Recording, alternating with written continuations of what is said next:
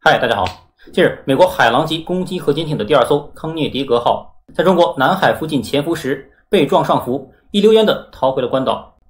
事发后10多天过去了，来自官方的认定也仅仅只有美国海军那句自己的攻击核潜艇碰撞的绝对不是潜艇。但国内外媒体还是谣言四起，什么中美潜艇互撞，是美国人撞了自家的无人潜艇，还有就是撞的是中国海南省某公司的黄花鱼养殖箱等等等等。这海狼级潜艇真可谓上可撞山，下可遁地，无所不能。时至今日，依旧挡不住国内外吃瓜群众脑洞大开的热情。首先来辟几个谣，美国军方除了最初在10月7号公布这则潜艇被撞新闻后，一直都讳莫如深，即便现在已经回到关岛，却连一张照片都没有提供。要知道2005年洛杉矶级核潜艇头都被撞掉了，照片拍的都清晰可见。按照美国海军一贯的调性，确实不太寻常。那么很多境内外媒体言之凿凿的被撞图片又是怎么回事呢？现在潜舰受损照片曝光，可以看到舰桥中间部分破裂，凹了一个大洞，旁边还有一块被撞到掉漆。其实这些图片通通都是假的，它们的出处也都被我找到了，让我们一一来看。台媒所引用的照片标题为美核潜舰受损照片首曝光，画质刻意弄得粗糙，给人一种抓拍或偷拍的感觉，但其实稍加用心就可以找到其出处。我们先看台媒的这张图，尽管分辨率过低，但仍然可见图片中被撞艇桥位置旁边站着5个人，4绿1黑，其中黑衣人好像还向右侧望去，而画面右侧还有一艘舷号800的拖船，请大家记住这些细节。其实这幅图来自这里，是2021年5月27日康涅狄格号离开布雷默顿海军基地远赴东亚进行部署前所拍摄。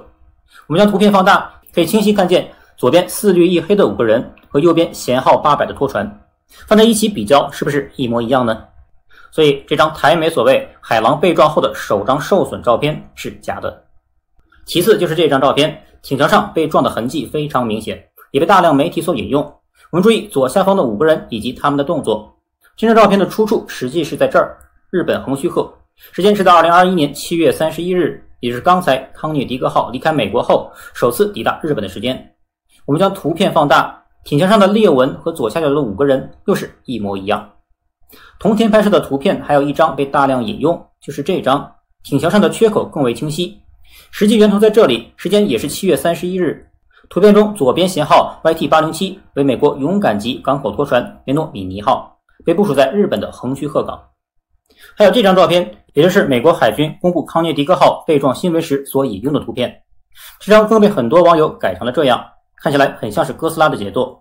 不过它的真实出处也找到了，在这里为2016年12月15日康涅狄格号在维修过后进行海试的场景。我们将图片放大，注意艇桥上的部分非常平整且光滑，看起来修理的还不错，完全没有裂口的痕迹。其实之前拍到的那些被撞痕迹和缺口，都是美国潜艇经常在北冰洋玩破冰所撞出来的。这是2020 SX 潜艇演习时的康涅狄格号，艇身留在冰层下的水里，只有艇桥和尾巴露出冰面。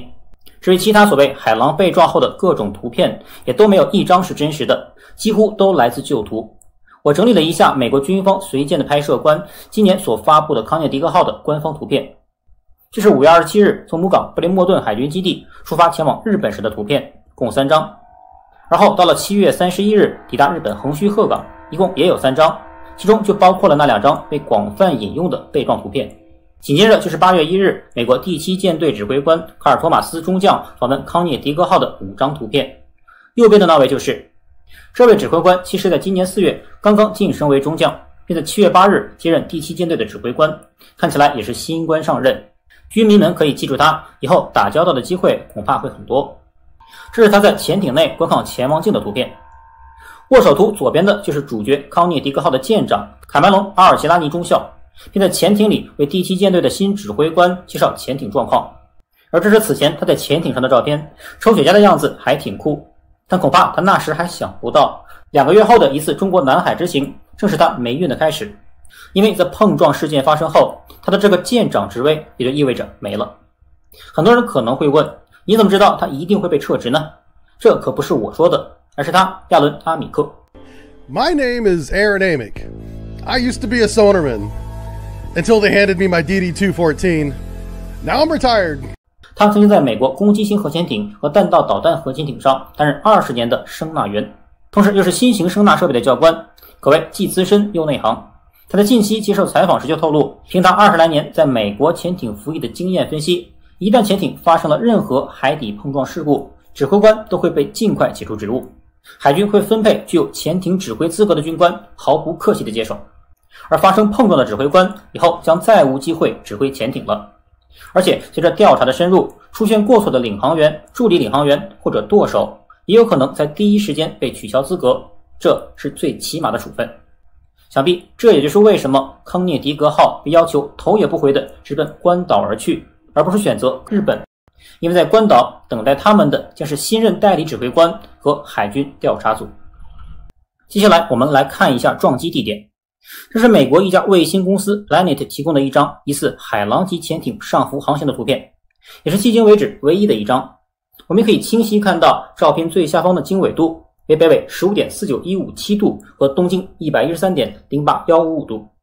随后我将这一信息输到谷歌地图中，不查则已，一查吓一跳。这个位置竟然就在我国南海的西沙群岛和中沙群岛之间，距离三沙市的领海非常的近。我们将地图放大，经过测距，距离西沙群岛东南端的浪花礁仅为80公里，约43海里，而距离中沙群岛最西端的排洪滩更近，仅为67公里，约36海里。我看了一下南海战略感知智库提供的图片，将事发地与西沙群岛的距离标记为 42.8 海里，与我测量的基本一致。看来我们用的是同一张卫星图片。那么被大量媒体所引用的 48.7 海里又是从何而来呢？经过挖掘，原来是在这里。这是央视军事在最近一期视频中引用南海战略感知的图片时，把距离说成了 48.7 海里。10月3日上午10时左右，在西沙群岛东南约 48.7 海里处，发现一艘疑似海狼级潜艇处于上浮航行状态。不过央视军事并没有提供 48.7 海里的依据，从其引用的图片来看，应该为一处口误。我们还注意到卫星图片中潜艇上浮航行时的水浪在上方，所以这艘潜艇应该是从北向南行驶。而从这则新闻中，美国太平洋舰队发言人证实，事故发生时间为2号下午，这人竟然也叫比尔·克林顿。所以根据上浮航行速度不到20节测算，南海战略感知给出的大致范围在这个圆圈内也大致合理。不过是否确定事故区就在东北角的红色区域还难下定论，毕竟没有其他卫星图片可以佐证。但是如果真是在那片区域，那么海狼返回关岛的最快路线不就应该是穿过巴士海峡吗？何必由北向南行驶呢？我们知道这段时间美国和英国的3个航母战斗群正在与日本、荷兰、加拿大、新加坡等盟国军演，也正是那段时间穿过巴士海峡进入南海的，这不刚好有个照应吗？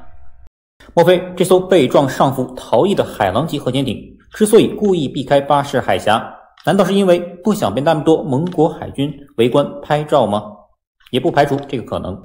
这是网上流传的一张康涅狄格号被撞返回关岛的路线图，但目前并没有被任何官方渠道所证实。最后，海狼级核潜艇来南海到底要干嘛？又撞到什么了呢？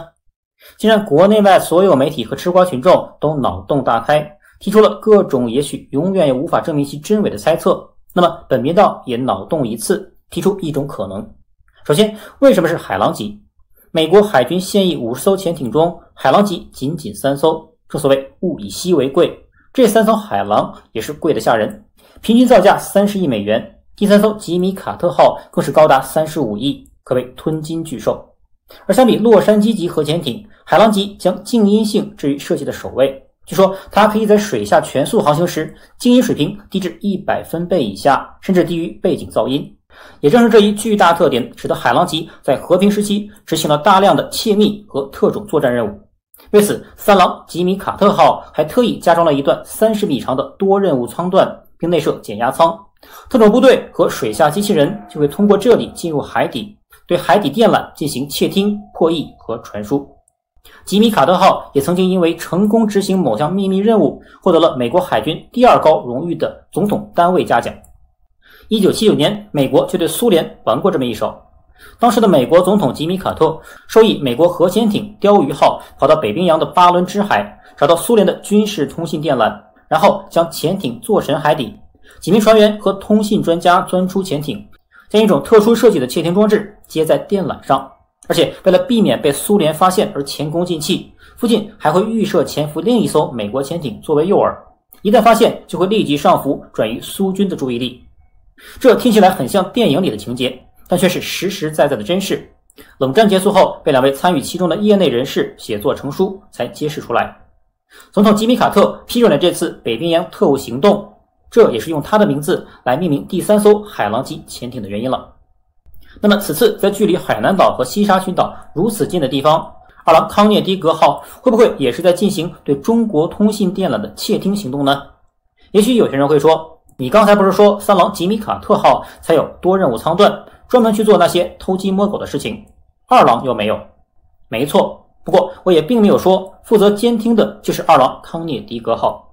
刚才也说了，美国做这种窃听的事至少都是派出2艘潜艇，一艘干活，另一艘把风。而美国海军还特别把康涅狄格号和吉米·卡特号组合在一起，作为美国部署在太平洋的第5潜艇发展中队的核心，